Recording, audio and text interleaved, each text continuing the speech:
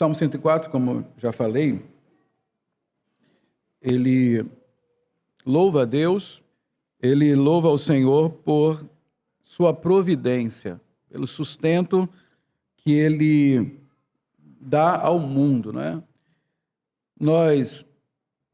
O que nós sabemos em termos de doutrina? Nós sabemos que Deus tem um decreto eterno, ou seja, um plano estabelecido desde a eternidade, antes mesmo que houvesse mundo. Aí, quando nós estamos estudando as confissões, o catecismo, que sistematizam a doutrina bíblica, surge a pergunta: então Deus tem um plano, Deus tem um decreto que determina tudo o que irá acontecer neste mundo, mas então como Deus realiza o seu plano? Como é que ele põe em execução o plano que ele fez na eternidade? O plano de Deus na eternidade, ele é executado no tempo, na história. E há duas obras que são a maneira pelas quais o Senhor executa o seu plano. A primeira obra, a obra da criação, quando Deus fez do nada todas as coisas. A segunda obra é a obra da providência, quando Deus pega este mundo que ele mesmo criou e mantém esse mundo, sustenta este mundo de todas as formas. Por essas duas doutrinas, da criação, da providência, que são a forma como Deus executa o seu decreto eterno, é que existe vida e que a vida se mantém. É por causa dessas duas coisas que existe um universo e este universo se mantém. A obra da providência, que é o que está em foco aqui no Salmo 104, ela é tão necessária de ser afirmada quanto é a obra da criação.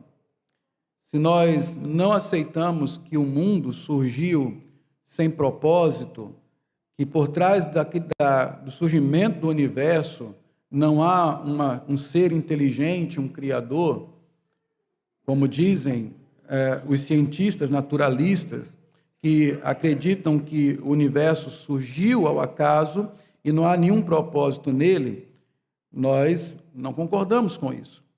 Mas também nós não concordamos com o fato de que, como alguns dizem, tudo bem, Deus criou o mundo, deu corda e deixou para lá. Muitos acreditam assim, inclusive alguns cristãos. Acreditam que Deus criou as coisas, mas agora ele se ausentou. Ele voltou para os seus aposentos no céu e deixa o mundo seguir conforme quiser, ao Deus dará, como dizem por aí, ao seu bel prazer, sem nenhum controle sobre ele. A Bíblia também nega essa posição. O que a Bíblia diz é que Deus criou o mundo e que Deus sustenta o mundo em seus mínimos detalhes. Tudo que é necessário para que este mundo se mantenha é providenciado por Deus, tanto no seu decreto eterno, quanto diariamente em suas ações providenciais.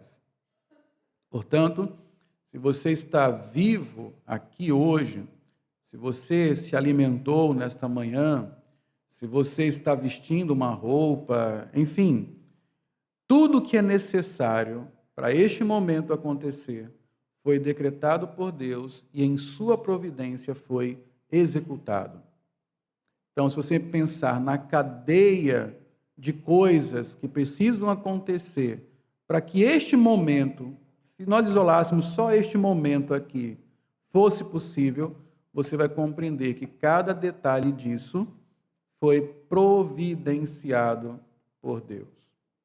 Então, o café da manhã que você tomou, não sei o que você comeu hoje. Hoje eu comi uma salada de fruta que foi providenciada por nossa irmã Mirabel.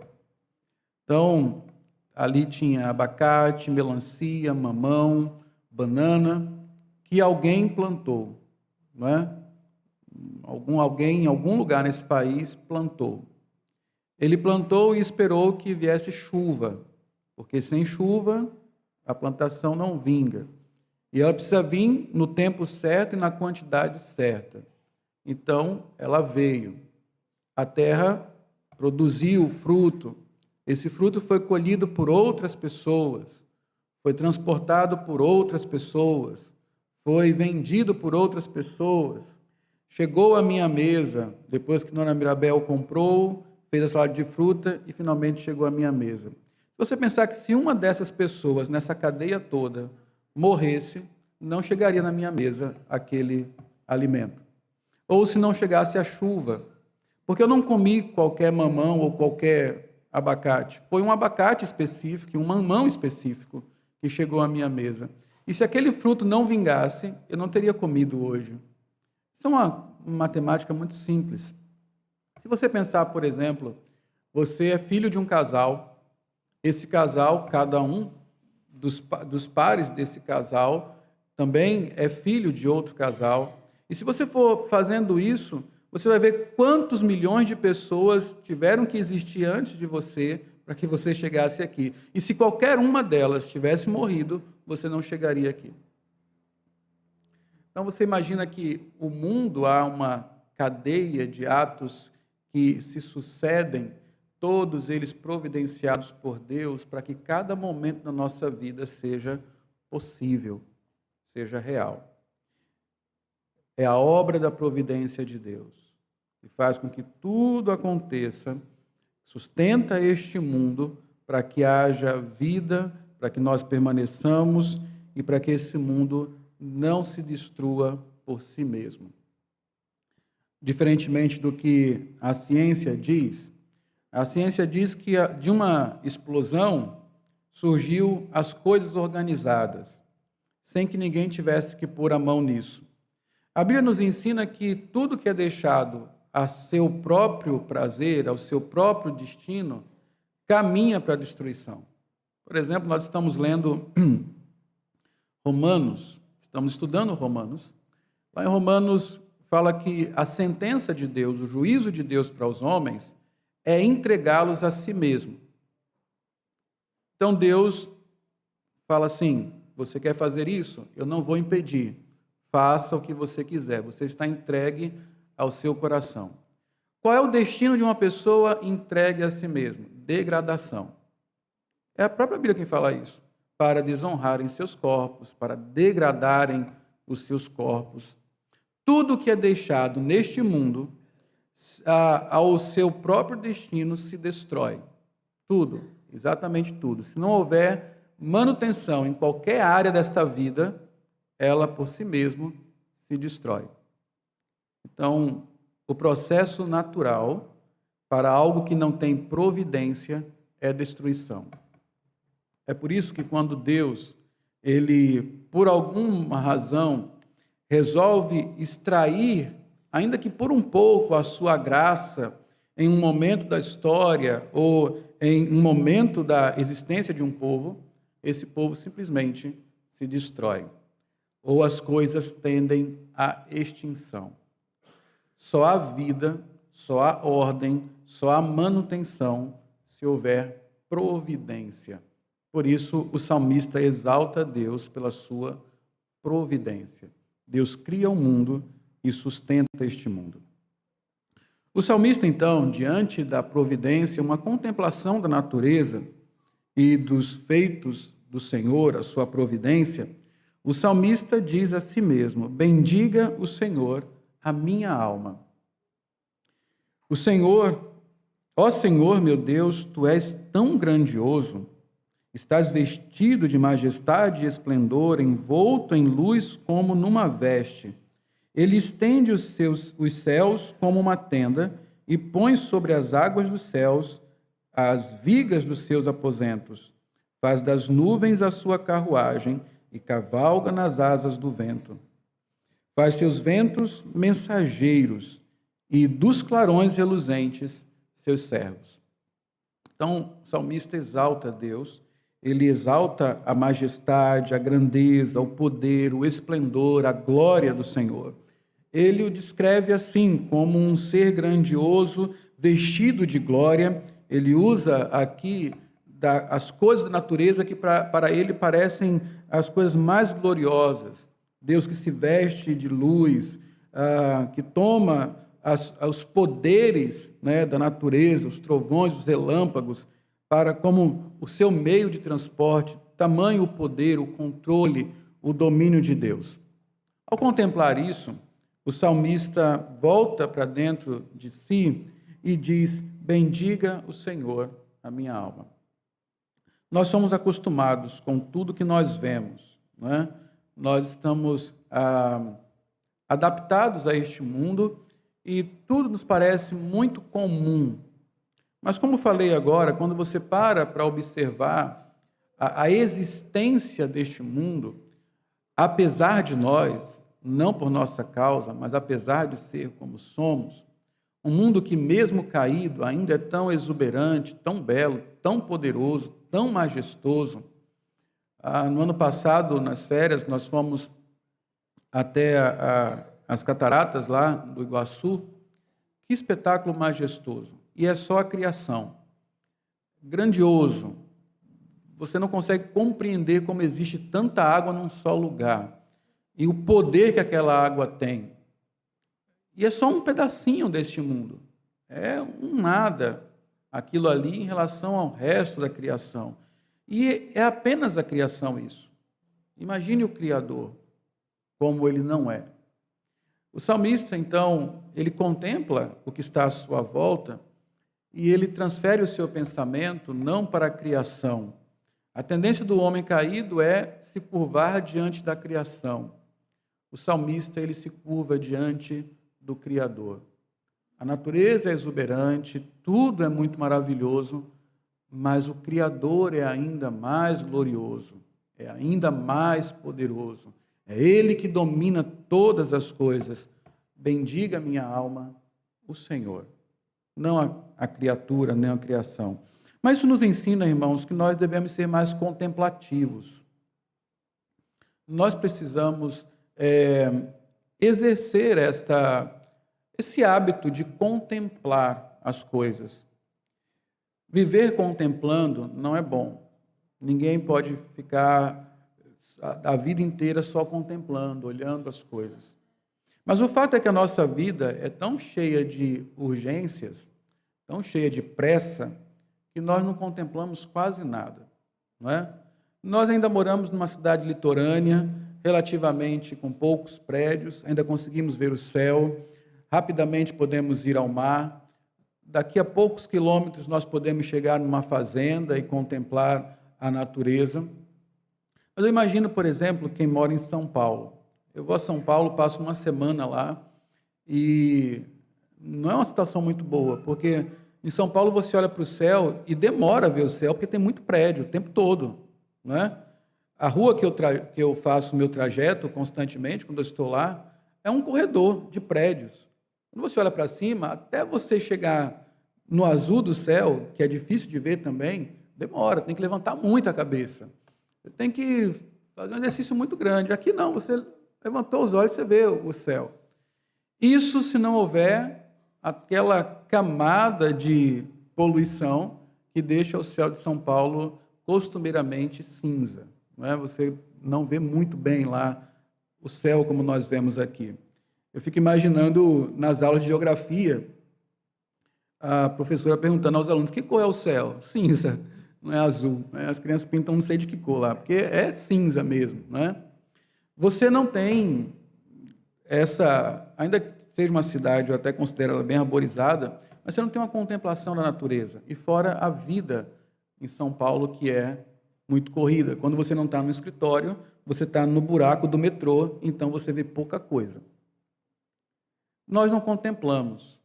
Né? A nossa vida corrida não nos permite contemplar a natureza. E há pessoas já que desenvolveram um tal amor por essa vida urbana que não conseguem viver a menos de 100 metros de um shopping. Né? Se for para uma fazenda, já começa a ter urticária. Mas veja como é importante você contemplar. Veja como é importante você parar, olhar o que foi criado e se deleitar nisso, deleitar-se nas obras do Senhor.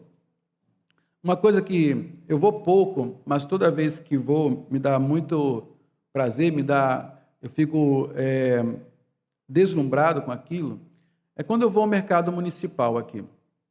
Você vai ali no mercado e aí você sobe no segundo piso ali, onde onde fica a feira de roupas e eletrônicos e tal. E aí você olha para o mercado, para a parte de baixo ali. Aí você vai contemplar quase todos as gôndolas, quase todos onde o pessoal expõe as frutas, as verduras. E você vê um colorido muito bonito. Você vê a variedade da criação exposta ali naqueles estandes. E quando eu olho aquilo, eu acho muito bonito. O Senhor, Ele criou coisas belíssimas, Ele criou um mundo belo. Nós só conhecemos o mundo caído, e ainda assim ele é extraordinariamente bonito. Se você tem a curiosidade de procurar imagens das paisagens dos outros países, como tem coisa bonita nesse mundo, como tem coisa extraordinária, que você tem vontade de ir e olhar de perto. Agora, meus irmãos, tudo isso, essa contemplação é necessária justamente para que nós compreendamos a grandeza do nosso Deus. Porque no registro da criação está uma assinatura da grandeza do Criador. É por isso que contemplar é importante. É por isso que levar os filhos a contemplar a natureza, observar a criação, a sua diversidade é tão importante. É por isso que também é importante que nós tenhamos uma moral ecológica, saibamos conservar este mundo, porque parte da providência de Deus na conservação deste mundo foi delegada ao homem quando Deus disse para Adão, o colocou no jardim para proteger e cultivar. O mundo que nós temos, principalmente nós homens, ele deve ser olhado como algo que nós devemos proteger e cultivar. Essa é a nossa consciência ecológica, de preservar aquilo que Deus criou, porque assim nós conhecemos também o nosso Criador e podemos nos deleitar em sua majestade, em sua glória, em seu esplendor, que se manifestam nos céus. Contemplar é importante, contemplar é necessário. Habitue-se a fazer isso. Leve seus filhos para passear em lugares onde se possa contemplar a natureza, onde se possa usufruir daquilo que foi criado, a fim de mostrar para eles a beleza e o poder do Criador. Quando você caminha no Salmo, você vai observar que a primeira citação do salmista é sobre o dilúvio. Ele fala assim, versículo 5, firmaste a terra sobre os seus fundamentos, para que jamais se abale. Como as torrentes do abismo, a cobriste como se fossem uma veste. As águas subiram acima dos montes. Diante das tuas ameaças, as águas fugiram, puseram-se em fuga ao som do teu trovão. Subiram pelos montes e escorreram pelos vales, para os lugares que tu lhes designaste. Estabeleceste um limite que não podem ultrapassar, jamais tornarão a cobrir a terra. Então, o salmista parte da providência, para falar sobre a providência de Deus, ele parte de um ponto caótico na história da humanidade, que foi o dilúvio. O dilúvio é bem interessante porque, quando Deus cria o mundo, uma das suas primeiras providências foi separar a água da terra, colocar cada coisa em seu lugar. Água no firmamento, água abaixo do firmamento e que aparecesse a porção seca. Ou seja, quando Deus começou a organizar o mundo que Ele criou, Ele colocou cada coisa em seu lugar. Quando o pecado entrou no mundo, é muito interessante você observar isso, quando o pecado entrou no mundo, algumas gerações depois, pôde contemplar a desordem que o pecado traz. Porque o dilúvio é quando tudo volta a mais ou menos como era antes de Deus colocar cada coisa em seu lugar. As águas do céu, as águas que vinham de baixo, cobriram a terra, a parte seca não aparecia mais. Mais uma vez tornou-se um caos, uma desordem, o feio. estava presente por causa do pecado. Essa foi a sentença de Deus para uma geração profundamente perversa. Inclusive, o Senhor diz que os dias finais seriam dias como os de Noé, dias de profunda perversidade. Mas dessa vez o Senhor não vai mais cobrir a terra com água, ele vai trazer o seu juízo, expulsar daqui os maus e reinar para sempre com o seu povo. Mas o dilúvio é um momento que nós podíamos pensar, pronto, agora acabou, Deus abandonou o mundo, o caos está instaurado e não há mais esperança.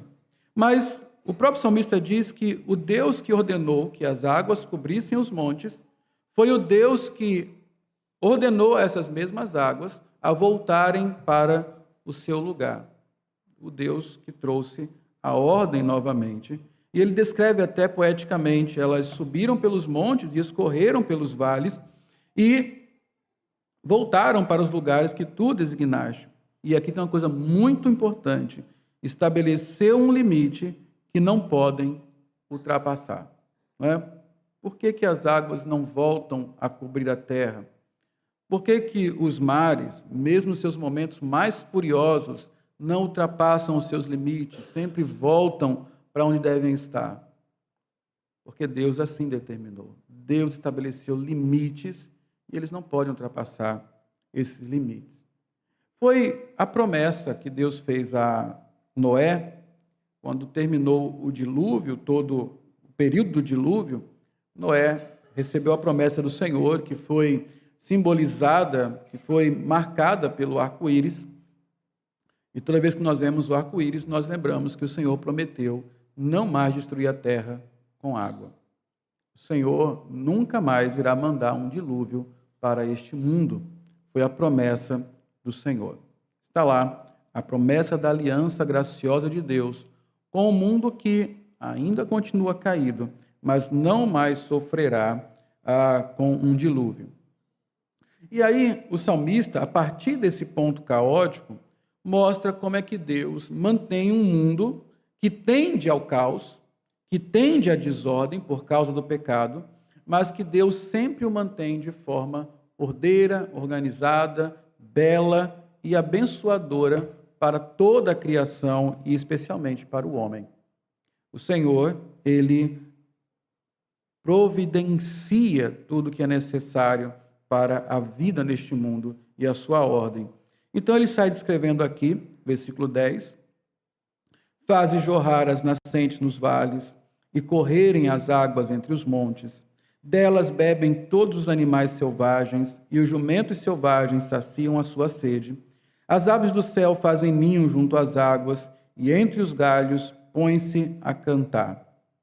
Dos seus aposentos celestes regas os montes, sacia-se a terra com o fruto das tuas obras. É o Senhor que faz crescer o pasto para o gado e as plantas que o homem cultiva para da terra tirar o alimento.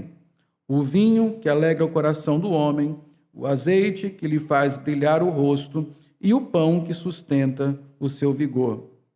As árvores do Senhor são bem regadas, os cedros do Líbano que ele plantou. Nelas os pássaros fazem ninho e nos pinheiros a cegonha tem o seu lar. Os montes elevados pertencem aos bodes selvagens e os penhascos são um refúgio para os coelhos.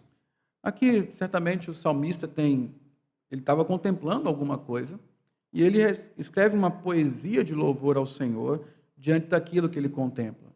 Ele viu que cada coisa no mundo tem o seu lugar, que cada coisa no mundo tem a sua função, que cada criatura do mundo encontra seu sustento no próprio mundo que Deus criou. É Deus quem faz crescer o alimento, que faz a terra dar o seu fruto. É que é interessante, ontem eu estava vendo uma matéria na CBN de um médico falando sobre os distúrbios alimentares que existem hoje em dia, né? Então, eu conhecia dois, anorexia e bulimia. Agora já tem a vigorexia, né? Que é o desejo de ficar forte, né? Essa é mais para os homens. se vê sempre muito fraquinho, então está sempre malhando e comendo para ficar forte, ficar malhadão. Mas uma que me chamou bastante atenção foi a tal de ortorexia. Já ouviu falar disso? Ortorexia. Ortorexia é um distúrbio do politicamente correto em relação à comida. Eu tenho até que estudar sobre isso, porque isso certamente dá um artigo muito bom. Então, o ortorexo é aquela pessoa que só come o correto.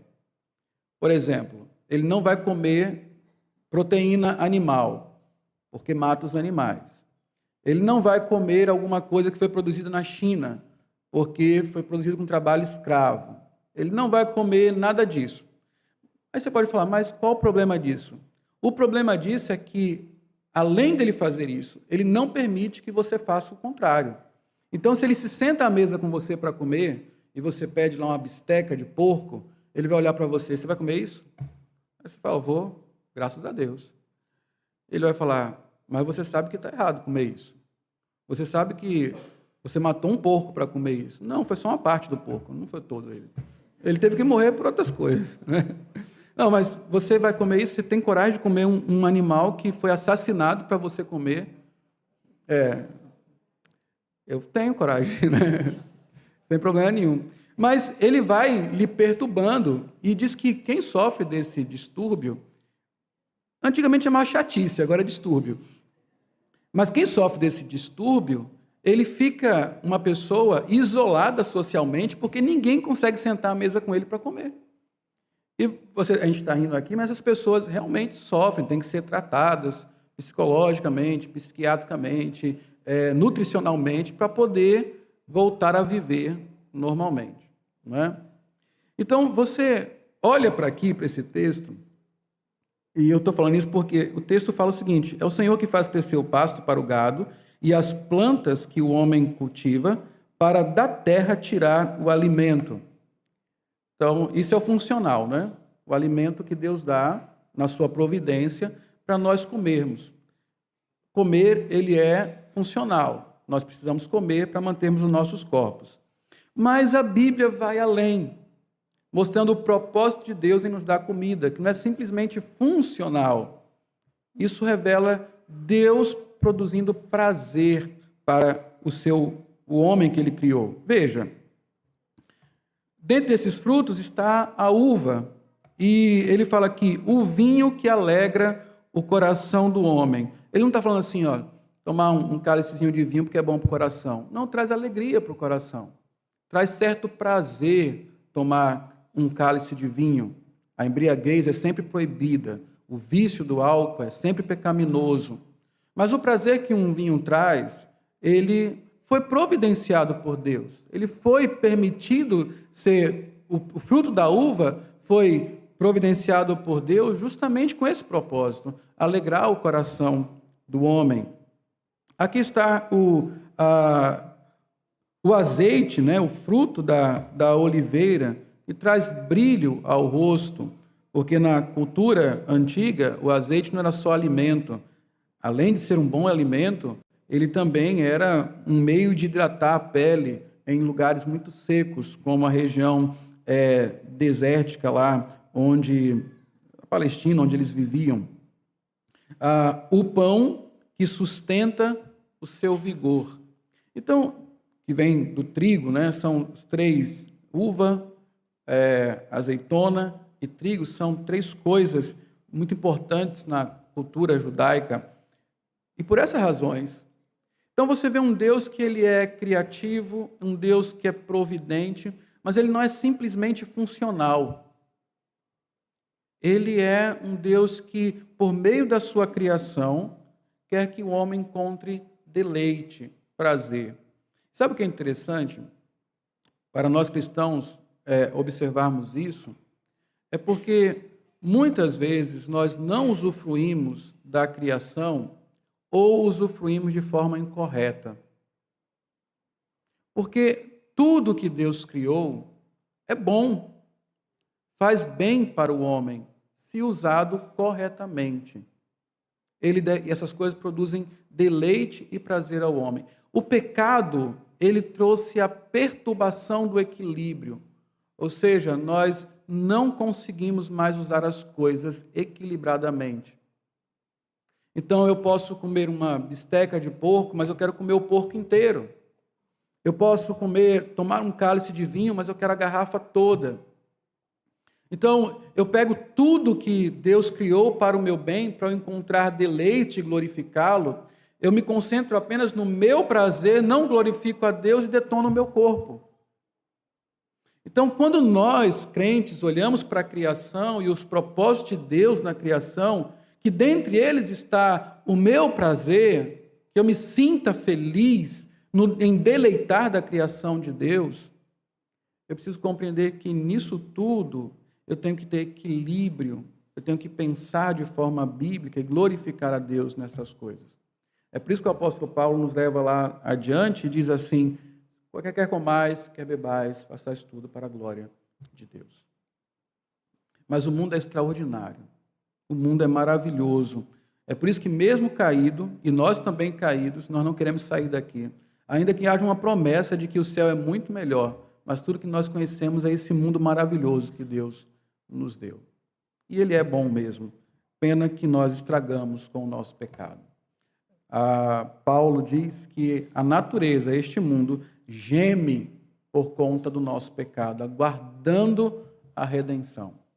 Nós precisamos ter uma relação melhor com a providência do Senhor, com a graça de Deus em nos dar um mundo que, ainda que seja caído, nos providencia, nos proporciona tantas coisas boas. Contemplar, usufruir da criação é um privilégio que Deus nos dá.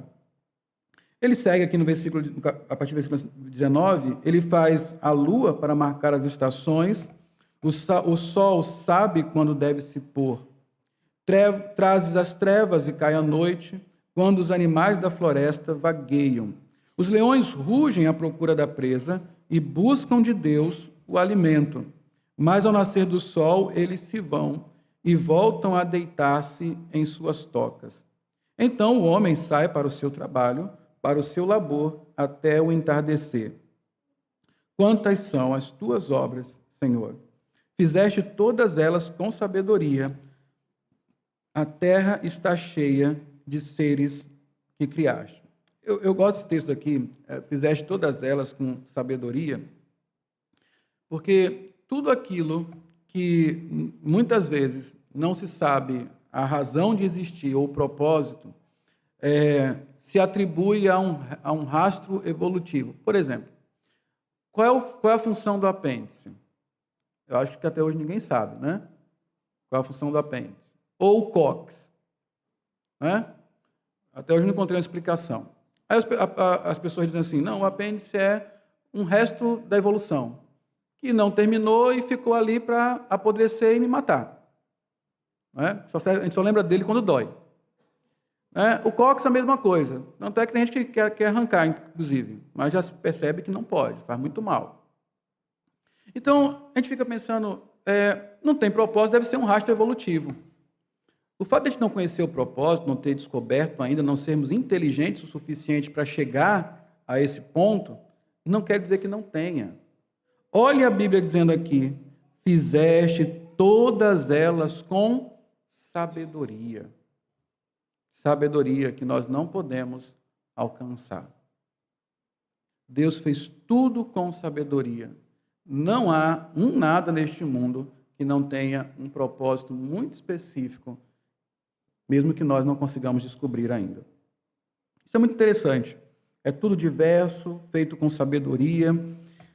Quantas são as obras do Senhor? Fizeste todas elas com sabedoria. Eis o mar, versículo 25, imenso e vasto, nele vivem inúmeras criaturas, seres vivos, pequenos e grandes, nele passam os navios e também o Leviatã que formaste para com ele brincar. Lá em Jó fala sobre ele, descreve esse Leviatã, provavelmente aquilo que costumamos chamar de dinossauro é esse Leviatã, que era o animal maior que Deus tinha criado e que foi extinto depois do pecado. Todos eles dirigem seu olhar a ti, esperando que lhes dê o alimento no tempo certo. Tu lhes dás, e eles recolhem, abres a tua mão e saciam-se de coisas boas. Veja os animais, né? Os animais, o leão ruge, esperando do Senhor a bênção. Todos os animais olham para o Senhor, esperando a providência, e o Senhor é quem os alimenta. Continua aqui, quando escondes o rosto, entram em pânico. Quando lhes retiras o fôlego, morrem e voltam ao pó. A morte, a extinção, vem também das mãos do Senhor. Quando sopras o teu fôlego, ou com o teu espírito, eles são criados e renovas a face da terra. Ainda que haja um processo biológico em todo nascimento, esse processo biológico ele só é possível se Deus assim quiser. Eu sempre falo para as pessoas, há duas oportunidades, duas possibilidades, melhor. Qual a possibilidade de alguém ficar grávido? 50%. Deus quer e Deus não quer. 50% Deus quer, 50% Deus não quer. Ah, mas eu sou estéril, mas isso, mas eu uso... Deus quer, Deus não quer. Eu lembro que, acho que na década de 90, houve um escândalo que alguns laboratórios produziram anticoncepcionais de farinha. Foi um escândalo muito grande, não é, Maria? E eu fico pensando naquelas pessoas, né? Eu vou fazer controle de natalidade, vou controlar os filhos que eu vou ter, vou tomar anticoncepcional. Por alguma coisa na providência de Deus, ela tomou pílula de farinha e, pimba, gravidez, né? Deus quer, Deus não quer. Se nós olharmos bem na história, até uma virgem engravidou. Então Deus quer e Deus não quer. Não tem esse controle. A gente pensa muitas vezes que controla as coisas, mas não controla. Deus quer, Deus não quer. Logicamente, recebemos sabedoria de Deus, Deus nos manda ser prudentes, mas, veja, quem renova a face da terra é Deus. Deus renova todos os dias a face da terra. Quem determina a vida e morte é Deus. Isso é a obra da providência, não é? Então, quando sopras o teu fôlego, eles são criados e renovas a face da terra. Versículo 31, para terminar. Perdure para sempre a glória do Senhor. Alegre-se o Senhor em seus feitos. Ele olha para a terra e ela treme, toca os montes e eles fumegam. O que toda essa contemplação produz? Produz adoração. Por que nós devemos buscar conhecimento? Por que devemos buscar a contemplação? Para reverenciar Deus, para nos colocarmos aos seus pés, para olharmos para o alto e dizermos que toda a glória pertence ao Senhor. Por isso o salmista termina justamente com versículos conhecidos.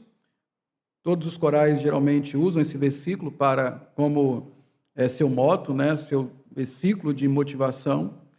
Justamente cantarei ao Senhor toda a minha vida, louvarei ao meu Deus enquanto eu viver. Enquanto Deus me providenciar vida, eu irei louvá-lo. Seja-lhe agradável a minha meditação, pois no Senhor tenho alegria. Sejam os pecadores eliminados da terra e deixem de existir os ímpios. Bendiga o Senhor a minha alma. Aleluia. Quando você contemplar a natureza, a criação de Deus, quando você tiver comida à mesa, quando você estiver desesperado, pensando, bom, deu para hoje, a despensa está vazia e amanhã não há mais nada. Lembre-se, Deus é o Deus da providência. Jesus, quando falou a nós sobre ansiedade, ele usou a doutrina da providência para nos confortar. Foi a doutrina da providência que Jesus usou para trazer conforto e solução para os ansiosos. Ele disse, não andeis ansiosos por coisa alguma. E o que ele fez? Ele nos fez olhar de uma forma diferente para esse salmo, quando ele falou assim, agora, observe os pardais. Eles não têm celeiro, mas eles comem todos os dias, porque Deus providencia para eles. Agora observe os lírios do campo, uma erva que de manhã existe, à noite não. Eles não têm loja para comprar roupa, eles também não sabem costurar. mas nem Salomão se vestiu como eles. Quem veste os lírios dos campos? Deus, porque Deus é o Deus da providência. E ele falou o seguinte: vocês valem muito mais do que os pardais, vocês valem muito mais do que os lírios do campo. Se Deus alimenta os pardais e veste assim os lírios do campo, o que ele fará conosco? Então, se você olhar para a natureza e ver o que Deus está fazendo com a criação inferior, com coisas tão insignificantes como um pardal, uma rolinha e até uma planta do mato, não é? Imagine o que Ele está fazendo na sua vida. Imagine como Ele está cuidando de você. Então Jesus falou: parem de buscar essas coisas. Parem de se preocupar com o que comer e com o que vestir. Parem de se preocupar com onde vocês vão morar. Para nós aqui no Brasil é muito importante nós pensarmos nisso. Crise econômica, crise política, crise moral, carestia, aperto. E aí nós muitas vezes estamos justamente isso. O que será do amanhã? O amanhã trará os seus cuidados. Cabe a cada dia o seu próprio mal. Busque em primeiro lugar o reino de Deus e a sua justiça. Todas estas coisas lhe serão acrescentadas. Deus está dizendo o seguinte, como eu já ensinei para vocês, e preciso aprender também: deixe a preocupação para amanhã. Hoje, busque o reino. O Deus da providência irá cuidar de você. Que Deus nos abençoe. Amém. Vamos orar. Pai, que o Senhor nos faça confiar em Tua providência, em Tua boa mão, que nos sustenta todos os dias.